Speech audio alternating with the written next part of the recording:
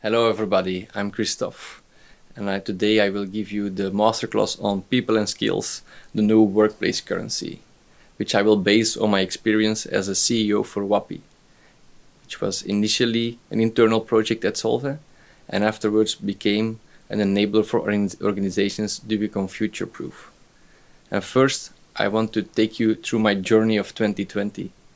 The year started with me having a lot of discussions about the skills of the future, about up and reskilling. But we weren't even at the end of the first quarter, or suddenly all our conversations turned to how to organize remote work and how to have technology in our houses. And today, my conversations are about going back to work and about facing the new normal. And what we really notice is that the pattern isn't disrupted, but disruption is rather the pattern. And it pops up a question that we have seen in a lot of blogs and a lot of articles in the last year, but it has now more become a feeling than a question, which is how to win a race where the finish line is constantly moving. It's a question that pops up in a lot of organization and a lot of heads of you today. And with huapii, we believe that the solution to this is an organization that is differently organized, a skill-based organization, an organization that values skills over job titles, an organization that puts employees at the center. And this type of organization is quite different from the organizations that we're used to. They are also organized in a different way. For these organizations, they realize that the old thinking is always one step too late. In this old thinking, we focus first on identifying problems with a group of experts, where we do a proper analysis of the current situation and see what are all the problems with a team of experts. And this team of experts then will take it to the next step and assess what is the gap between the situation as it is today and the situation which we want to have in the future. And all the actions then will be identified to make it happen, to make this change happen. And in the last step, we will build these solutions. We will roll out the action that we have foreseen to ensure that we solve the problem. And we will need to push a lot of people in the right direction to convince them that these solutions are the right answer to this problem. Skill-based organizations believe in a different process, in a continuous process, where we identify 3 steps. The first one is listen. It's not about giving an analysis of the situation, it's about listening to what your people need. What are the problems that they're facing, what are the challenges that they're facing. And also listen to the data that you have within your organization and see which patterns that are arising. To go to the next step, which is not defining the gaps, but it's co-creating solutions. Opening up the silos, not making it an HR responsibility, but a company-wide responsibility. And also always having a look to see how technology can provide support to this process.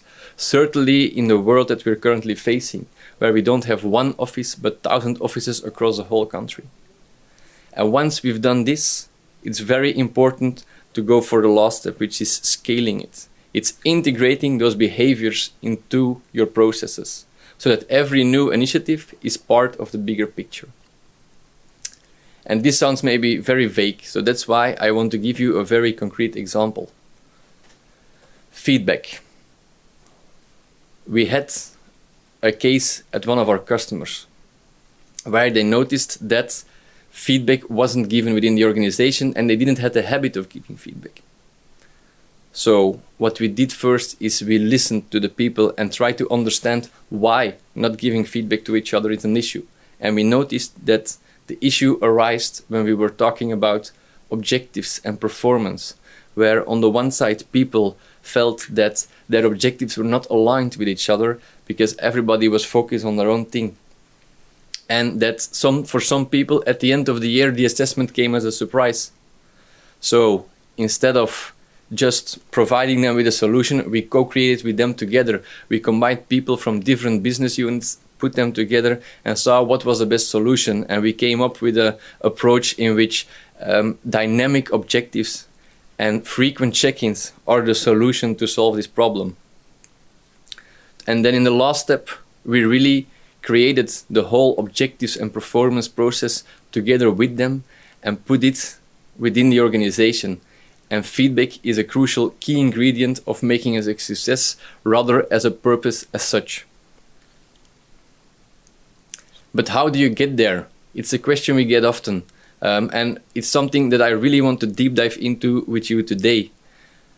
In our talks with HRDs across Europe, we always get the feedback that they know that a skill-based organization is really the future of work, but that their organization is often not ready for it yet. With huapii, we have a different perspective on this. We believe that there are two layers within building a skill-based organization. The first one is getting your fundamentals right. And the second one is providing the context in which skills are able to thrive and grow. On the first level, the fundamentals, we noticed that in the last 10 months, a big change happened. Where in the past, we maybe felt that the old way of working was still acceptable to do, to set up our objectives to measure the engagement. We noticed that in these last couple of months, it isn't sufficient anymore. That's why we believe it's very important to first have these fundamentals right. And we see three very important fundamentals arising today. The first one, it's about objectives. The process of setting your objectives at the start of the year and then 11 months later evaluating if they were successful or not doesn't work anymore. What we notice is that objective change at the employee level, at the team level, and at the organizational level. But changing objectives at the organizational level is already difficult. How can you cascade them throughout your organization? With huapii, we notice that using team objectives that are shared within your team members and that are aligned between different team members and the managers helps a lot.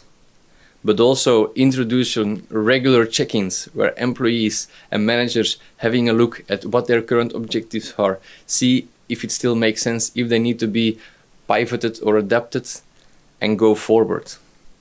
And what we really notice is having an OKR setup or an agile objective setup makes a big difference, and having a system to support it, to make it visible what my objectives are, to make it visible what the progress is, really makes a difference.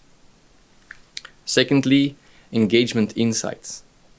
Yearly surveys where we will measure the engagement of our employees is not sufficient anymore. We need to listen to our employees on a much shorter period.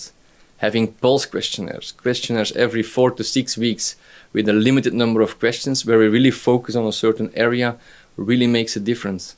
And we don't do this only on the organizational level. We need to make it transparent at the team level, so that it also is an enabler for a team to improve their way of working, certainly in times when everybody is in a different location and it's more difficult to have these conversations.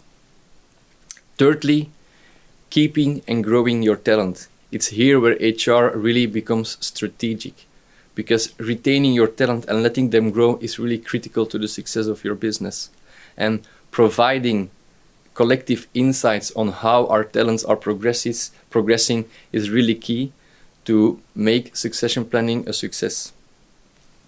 It's about knowing who is in the group key positions, knowing who is at the risk of leaving the organization or who is ready for his next role, that makes it possible to put the skills at the right place and determine the success of your organization.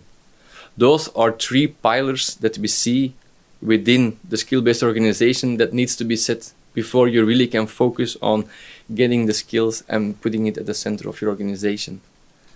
The next three practices are important of putting your skills at the center of your organization. And by putting skills at the center of your organization, you will put people at the center of your organization. if we talk about skill-based organization, skill-based collaboration, it's of course about mapping the skills within your organization. But this is not one-way traffic.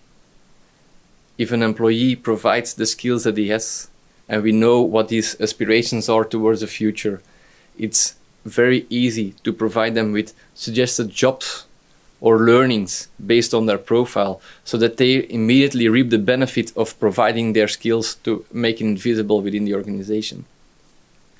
Bottom-up mentoring is a great example of how developing skills can really make a difference. Where we had in the past mentorship being managed in an Excel sheet by HR, listing all the mentors and all the mentees and trying to connect them, we want to make the connection at the level of the mentor and the mentee, at the person who wants to share his knowledge and his expertise, and the person who wants to grow and develop his skills. And thirdly, we go back to feedback culture. Feedback culture is really the glue that makes everything stick. So how do you create a company where this is becoming a reflex, where this is making a difference? We strongly believe that feedback is part of realizing which skills I have that I didn't have the realization myself. It's about realizing that I need to adapt my objectives for them to make sense. And it's also realizing about which areas as a person I need to grow in. And feedback, giving feedback, but also requesting feedback, enables employees to grow. But it's only possible in an environment that is where you have the safe space to express this. And with huapii, we want to be your future-proof talent partner. We want to be a partner to the organizations that we're working with, and helping them to take them to the next step. Is it setting the fundamentals right by focusing on objectives, on talent, or on engagement? Or is it to take it to the next level and really put skills at the center of what you're doing? And we believe we need to do this not as a supplier, but as a partner, to really think together with you how we can use technology and your processes to make this a success. Because if you only focus on one of the two, the change will never happen. And it's really critical to have the combination of those both. And we believe with huapii, that's where we can really make a difference. Because if you look at the 3 dimensions in which we focus on during our projects, we really feel that these are the 3 dimensions for success. On the one side, it's of course having the technology that enables you as an organization to take the next step, which has become increasingly important now when people are in different locations, where it's much more difficult to have discussions between employees, where although we know that the best feedback is given face to face, it's impossible to do it because we're not in the same office anymore. So that's why technology is really an enabler for organizations to still foster these processes, to still make the change happen. Culture is the second one, because the culture is critical. And having a culture that is open for change is important. Having a culture in which we are able to challenge the processes and see together with your employees on how we can co-create a process that can fit your culture and that can help you drive your organization to go to the next level is really critical. And the third one is leadership. That's why I'm so happy today to provide you with this masterclass towards all the HR leaders within Belgium and Europe. Because leadership is key. It's providing the vision towards the future on where you want to move as an organization. This is really where HR becomes the strategic partner within the executive committee, where HR sees how they can future-proof their organization and really make the possibility for skills and for people to thrive and to feel that they were in the right setting to make it happen.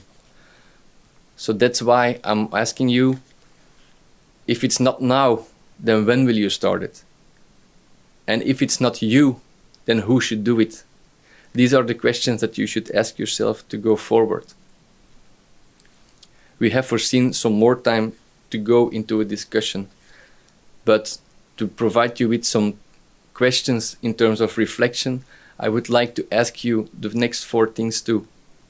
First of all, do you see value in a skill-based organization?